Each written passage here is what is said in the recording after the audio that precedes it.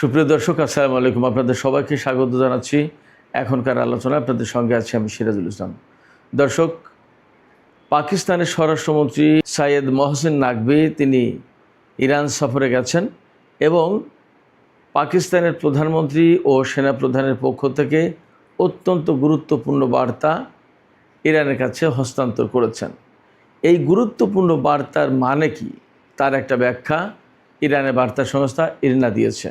পাকিস্তানের স্বরাষ্ট্রমন্ত্রী ইরানের কাছে যে বার্তা হস্তান্তর করেছেন, সেই বার্তায় আসলে কি আছে? অন্যদিকে লেবাননের সেনাপ্রধান কিন্তু পাকিস্তান সফরে এসেছেন। এটা আর একটা গুরুত্বপূর্ণ ব্যাপার। আসলে পর্দার আড়ালে কি হচ্ছে? পাশাপাশি ইরানের দুটি ড্রোন ভূপাতিত করার দাবি করেছে আমেরিকা। এর মানে দাঁড়াচ্ছে ইরানের পক্ষ থেকেও নিশ্চয়ই পাল্টা হামলা আসবে এবং ধারণা করা হচ্ছে যখন আবার নতুন করে ডিপ্লোম্যাটিক প্রসেস শুরু করার চেষ্টা হচ্ছে পাকিস্তানের পক্ষ থেকে, তখন কিন্তু আমেরিকা মাঝে মধ্যেই ইরানের উপর হামলা করছে, যার কারণে দুই পক্ষের ভেতরে উত্তেজনা কমার চেয়ে বাড়ছে। আজকের এই ভিডিওতে আর একটা গুরুত্বপূর্ণ খবর থাকবে। সারা বিশ্বে ইসরায়েলের প্রতি মানুষের নেতিবাচক মনোভাব বাড়ছে, তার একটা জরিপ প্রকাশ হয়েছে। সেই জরিপে কোন দেশের কার কী অবস্থা, অর্থাৎ কোন দেশে সবচেয়ে ইসরায়েলের মানুষকে ঘৃণা করে বেশি, এই সম্পর্কে ছোট্ট কিছু তথ্য থাকবে। তো সুপ্রিয় দর্শক, চলুন আমরা বিস্তারিত আলোচনায় চলে যাই। তার আগে বলি, আজকের আলোচনা যদি ভালো লাগে তাহলে আপনারা লাইক, কমেন্ট, শেয়ার করবেন এবং চ্যানেলটি সাবস্ক্রাইব করে সাথেই থাকবেন প্লিজ। চলুন দর্শক, এবার বিস্তারিত আলোচনায় চলে যাই। পাকিস্তানের স্বরাষ্ট্রমন্ত্রী সাইয়েদ মহসিন নাকভি তিনি গতকাল ইরান সফরে গেছেন। এটা আগেই বলা হচ্ছিল। আমি এর আগে দুটো ভিডিওতে অন্তত তার সফরের কথা বলেছিলাম। তার সফরটাকে আমি বিশেষভাবে পর্যবেক্ষণে রাখছিলাম বা গুরুত্ব দিচ্ছি এই কারণে যে যখন ইরান এবং আমেরিকার মধ্যে যুদ্ধবিরতি বা যুদ্ধের অবসান বা শান্তি চুক্তির ব্যাপারে যখন একেবারেই একটা অচল অবস্থা বিরাজ করছে, তখন পাকিস্তানের পক্ষ থেকে নতুন করে একটা উদ্যোগ নেওয়া হচ্ছে।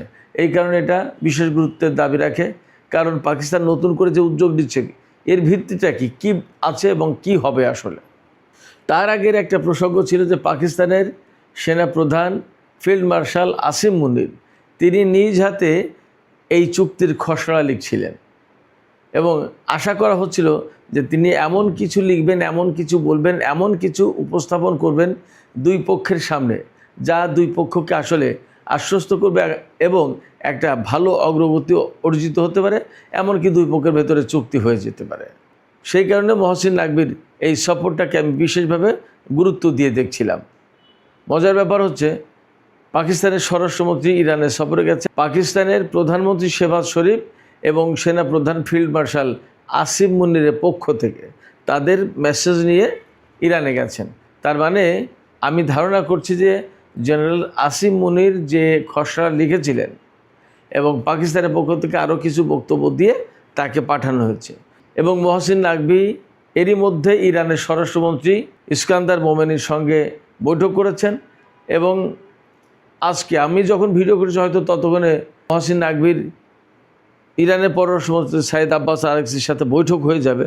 এরপরেও তিনি আরও বৈঠক করবেন ইরানের পার্লামেন্ট স্পিকার বাকের কলিবফ, এমনকি প্রেসিডেন্টের সাথেও বৈঠক করতে পারেন। ইরানের রাষ্ট্রীয় বার্তা সংস্থা ইরনা, এই সংস্থাটি বলছে পাকিস্তানের পক্ষ থেকে গুরুত্বপূর্ণ মেসেজ আনার মানে হচ্ছে সেটা ইরানের সর্বোচ্চ নেতা সাইয়েদ মুস্তফা খামেনির জন্য এই বার্তা পাঠানো হয়েছে এবং এই বার্তা সর্বোচ্চ নেতার কাছে পাঠানো হবে, পৌঁছানো হবে। এই বার্তায় কি আছে যদিও কেউ এই ব্যাপারে একদম পরিষ্কার করে কিছু বলেনি, কোনো আকার ইঙ্গিতেও আমি অনেক খোঁজাখুঁজি করেছি, কোনো আকার ইঙ্গিতেও কিছু পাইনি।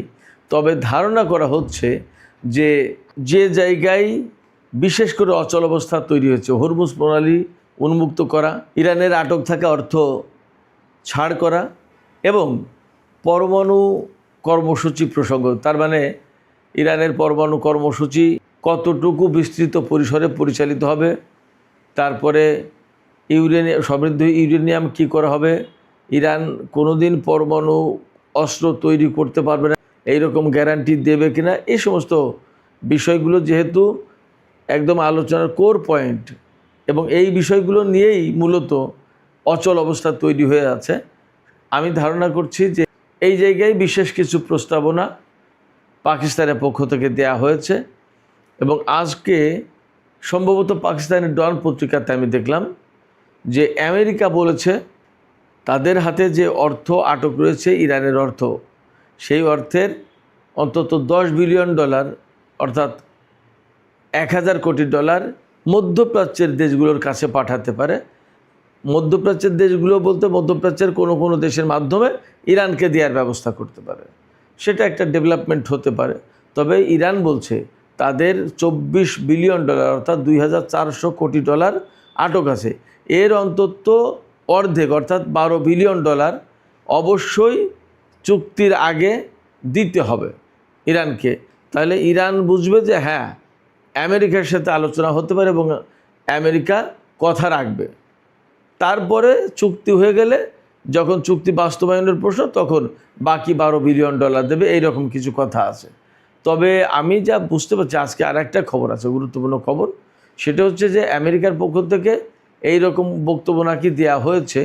আমেরিকার অর্থমন্ত্রী বেসেন্ট তিনি বলেছেন যে ইরানের যে অর্থ আটক আছে আমেরিকার হাতে, সেই অর্থ হয়তো পারস্য উপসাগরে যে সমস্ত আরব দেশ ইরানের হামলায় ক্ষতিগ্রস্ত হয়েছে তাদের পুনর্গঠনের জন্য এই অর্থ দেয়া হতে পারে।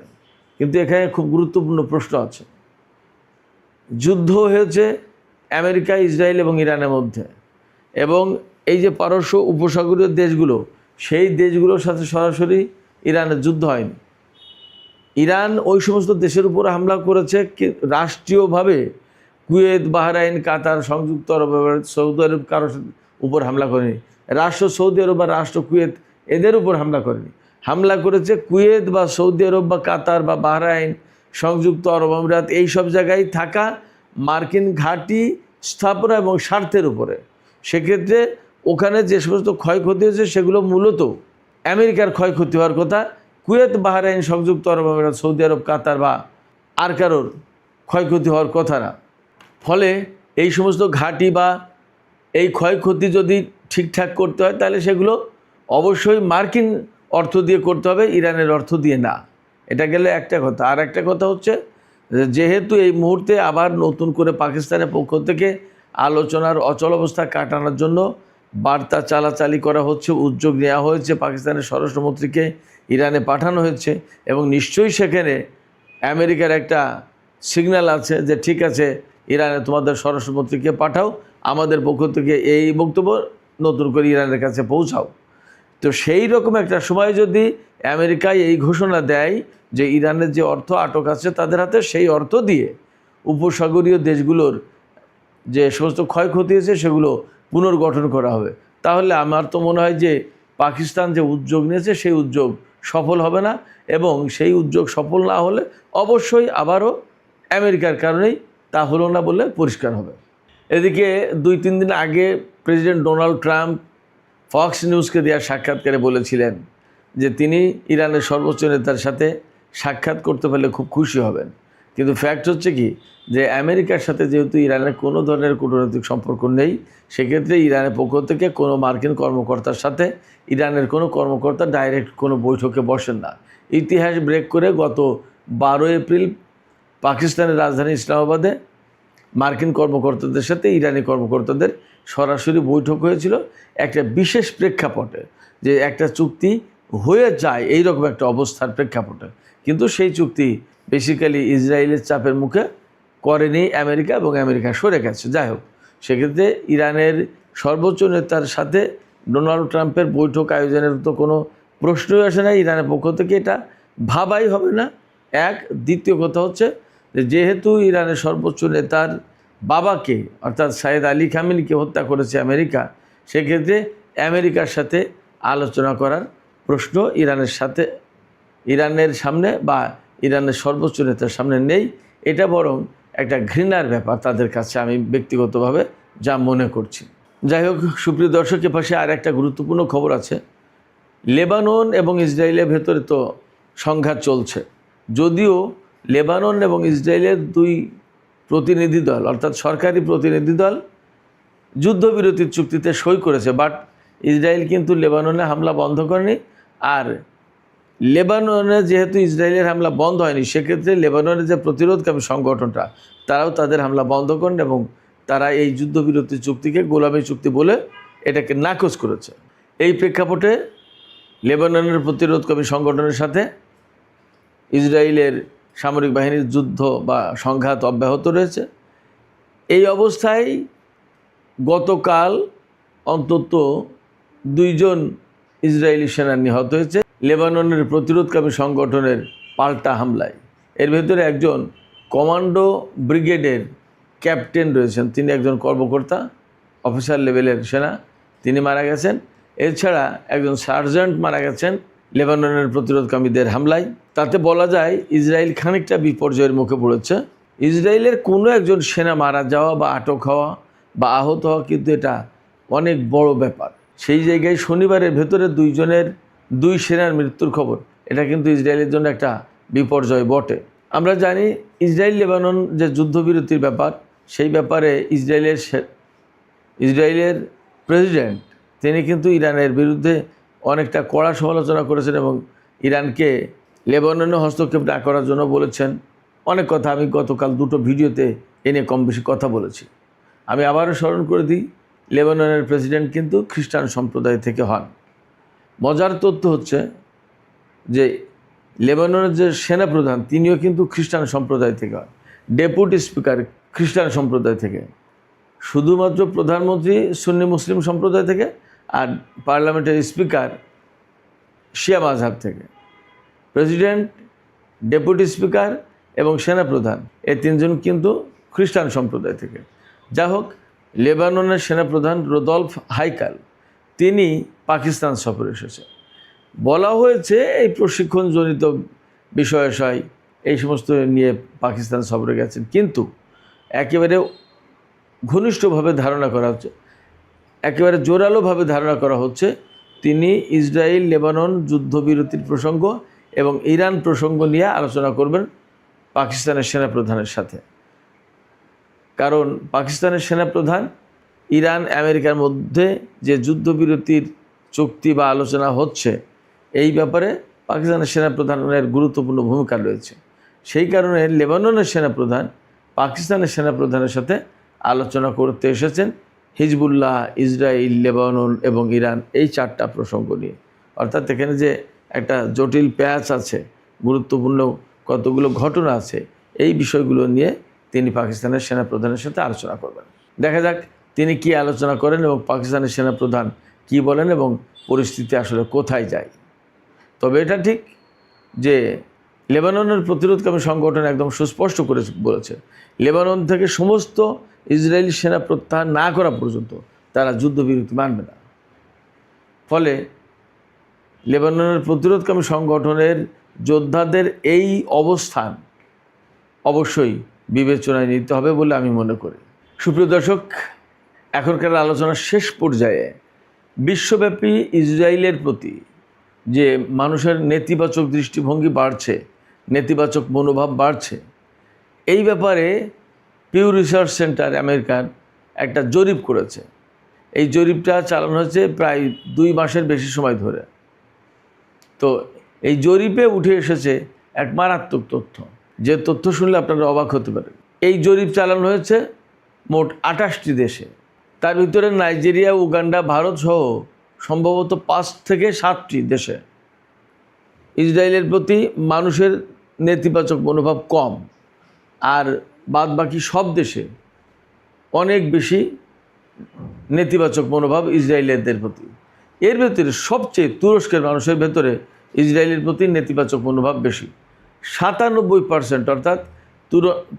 অর্থাৎ তুরস্কের 100 জনের ভেতরে 97 জন ইসরায়েলের প্রতি নেগেটিভ মনোভাব পোষণ করে। অর্থাৎ তারা ইসরায়েলকে ভালো দেশটা একটা বাজে শক্তি, দখলদার বা উগ্রবাদী বা বর্ণবাদী এই সমস্ত হিসেবে দেখে। তার মানে ইসরায়েলকে ভালো চোখে দেখে না তুরস্কের শতকরা 97% মানুষ। এটা গুরুত্বপূর্ণ একটা ব্যাপার। এরপরে জাপানের কথা চিন্তা করেন, যে দেশের মানুষ একেবারেই চুপচাপ শান্তিপ্রিয়, সেই দেশের 83% মানুষ, 83% মানুষ পছন্দ করে না ইসরায়েলকে। এরপরে স্পেন এবং সুইডেন, ইউরোপের দেশ যেখানে ইহুদিদের ব্যাপারে এত দরদ, সেই জায়গায় স্পেন এবং সুইডেনের শতকরা 78% মানুষ ইসরায়েলকে পছন্দ করে না। হাঙ্গেরিতে, ইউরোপের দেশ হাঙ্গেরিতে ইহুদিদের প্রতি অনেক বেশি সফট কর্নার রয়েছে। হাঙ্গেরি যে সরকার ছিল, কিছুদিন আগে যে ভোট হলো, ভোটে পরাজিত হয়ে হাঙ্গেরির প্রধানমন্ত্রী যিনি পরাজিত হলেন, তার সরকারের আমলে ইসরায়েলের প্রতি, ইসরায়েলের সাথে তাদের ব্যাপক সম্পর্ক ছিল।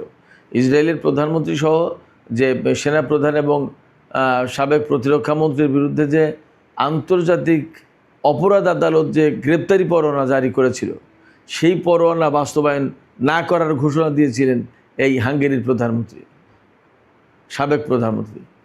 সেই দেশ এত সফট ইসরায়েলের প্রতি, তারপরেও সেই দেশের 54% মানুষ, শতকরা 54% মানুষ ইসরায়েলকে অপছন্দ করে, ঘৃণা করে।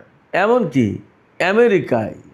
আমেরিকার বেশিরভাগ মানুষ, প্রায় 60% সম্ভবত মানুষ ইসরায়েলকে বা ইহুদিদেরকে পছন্দ করে না।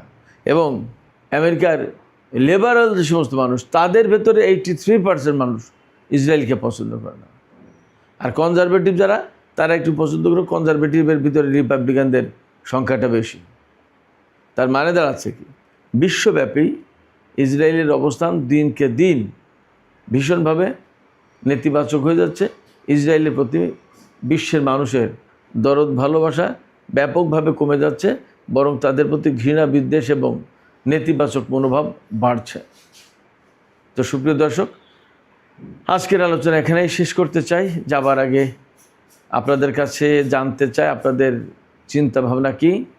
এই যে পাকিস্তানের স্বরাষ্ট্রমন্ত্রী ইরানে গেলেন এবং গুরুত্বপূর্ণ বার্তা দিলেন, এই যে গুরুত্বপূর্ণ বার্তা দেয়া হলো, তাতে কি আপনাদের কাছে মনে হচ্ছে আসলে আমেরিকা এবং ইরানের মধ্যকার যে অচল অবস্থা, এই অচল অবস্থার অবসান ঘটিয়ে একটা চুক্তি হবে? আপনাদের মতামত কমেন্টে জানাতে পারেন। আর ভিডিও ভালো লাগলে আবারও বলি, লাইক, কমেন্ট, শেয়ার করবেন এবং চ্যানেলটি সাবস্ক্রাইব করে প্লিজ সাথেই থাকুন। সুপ্রিয় দর্শক, আপনাদের সবাইকে অনেক ধন্যবাদ। আল্লাহ হাফেজ।